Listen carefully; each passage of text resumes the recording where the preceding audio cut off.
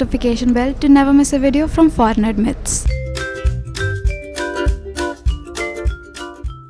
Hello everyone and welcome to today's video.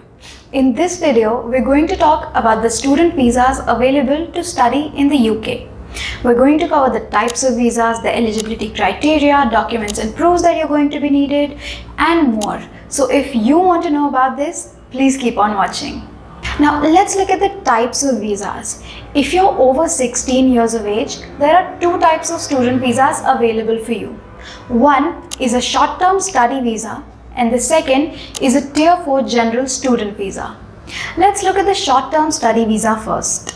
Short-term study visas are available to students who want to pursue a course that is 6 months long or an English language course that is up to 11 months long.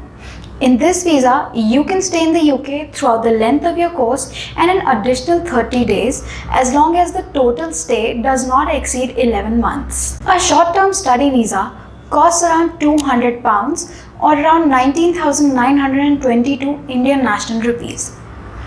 On top of that, you'll have to pay a healthcare surcharge as part of your online application so that you can use the NHS or National Health Service in the UK. This comes to around £470 or 46,800 Indian national rupees. To apply to this visa, you'll need to prove certain things. Number one, that you've been accepted into a course that lasts 11 months or less. Number two, your course is with an accredited institution. Number three, you have enough funds to pay for your course and support yourself while you're in the UK, or that you have friends or family in the UK that can support and house you. And number four, that you can pay for your return journey or your journey onwards if you're going to another place from the UK. Now let's take a look at the documents that you'll need. Number one, you'll need a current passport or any other valid travel document. Number two, evidence that you can support yourself while you're in the UK without requiring any public funds. This can be done via bank statements or through pay slips from the last 6 months. Number three, details of where you intend to stay and your travel plans. Number four, evidence that you have enough funds to pay for your tuition course or that you've already paid it. Additionally, you may be required to provide some other documents, for example, a tuberculosis test result report.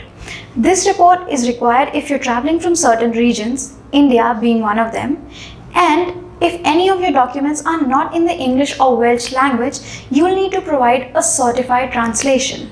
You'll also need to provide documents related to your course. For example, a letter of acceptance from the education institution stating the course's name, duration and cost including the accommodation. You may need to provide additional documents based on your circumstances. For example, the permission to be in the country that you're applying from if you're not a national, and your financial sponsors' occupation, income, savings and funds that they're going to use to support you. Once you get this visa, you can arrive in the UK before your course starts. So if your course lasts 6 months or less, you can arrive in the UK up to 1 week before the start of your course, or if your course lasts more than 6 months, you can arrive in the UK around 1 month before the start of your course. However, the exact dates of when you can be in the UK will be provided in your visa by the UK VI. Now there are certain things that you cannot do with this visa. You cannot study any other course or change your course while you're in the UK. You cannot extend this visa. You cannot bring dependents or any other family members on this visa. You cannot study at a state-funded institution.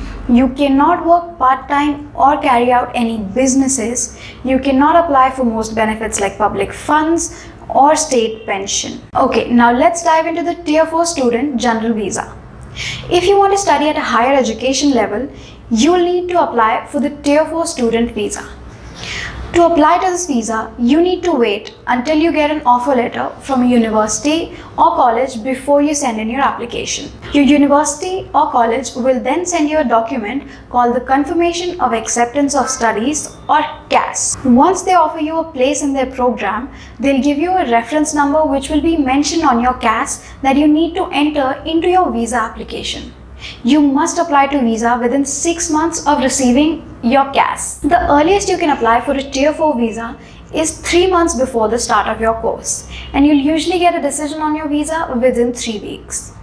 In this visa, how long you can stay in the UK depends on the length of your course and what study you've already completed in the UK. If you're 18 or above and your course is at a degree level, you can stay in the UK for up to 5 years. And if your course is below the degree level, you can usually stay up to 2 years. If you want to stay longer in the UK, you can extend this visa if you're eligible, for example, to continue your studies in the UK, or you can switch to a graduate visa, also known as the post-study work visa, to stay in the UK for 2 years after successfully completing your course. You must be in the UK to apply to this. Let us know in the comment section if you want a detailed video about the graduate visa. A Tier 4 visa costs around £348 or around 34,805 Indian National Rupee to apply for the student visa from outside the UK. In this visa, you can bring along your family members or dependents, but you'll have to pay the visa fee for each dependent that joins you. However, you cannot bring any dependents if you're applying for an undergrad degree. On top of this, you'll have to pay a healthcare surcharge as part of your online application so that you can use the National Health Service in the UK. The amount you'll have to pay for this depends on how long your visa lasts. Once you get this visa, you can travel to the UK before the start of your course. You can arrive in the UK around 2 weeks before the start of your course. However, the exact dates will be mentioned in your visa by the UKVI.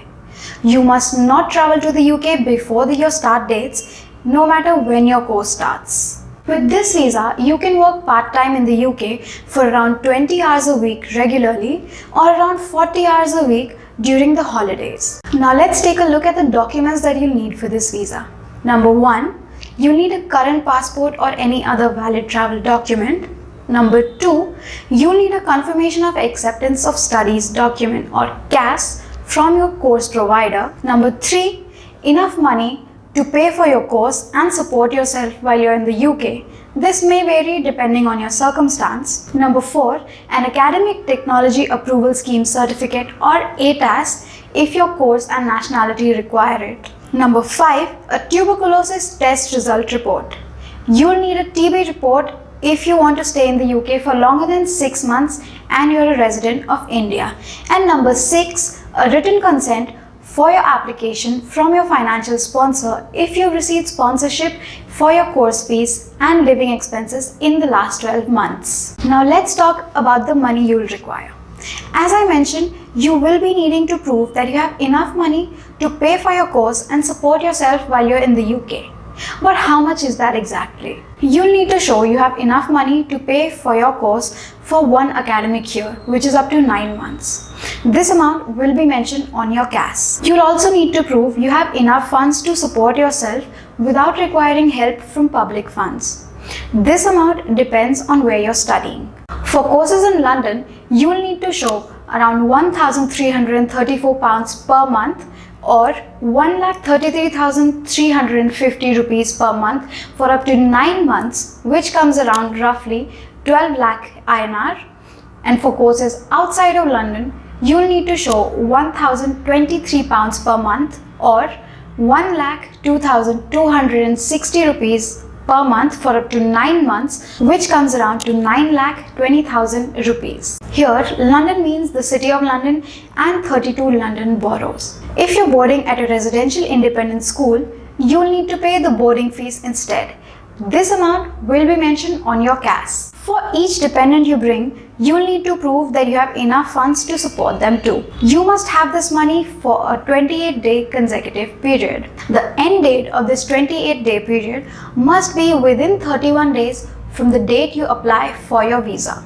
If you have a student loan or financial sponsorship, you'll need to provide the evidence from your loan or sponsorship company. For this visa, you'll need to prove that you can read, write, speak and understand English to a certain level on the CEFR scale or the Common European Framework of Reference for Languages scale. If your course is at the degree level or above, this level needs to be equivalent to the CEFR level B2, and if your course is below the degree level, this level needs to be equivalent to the CEFR B1. IELTS is the most commonly used test, but there are some alternatives to IELTS too. Let us know in the comment section below if you would like a video on that too.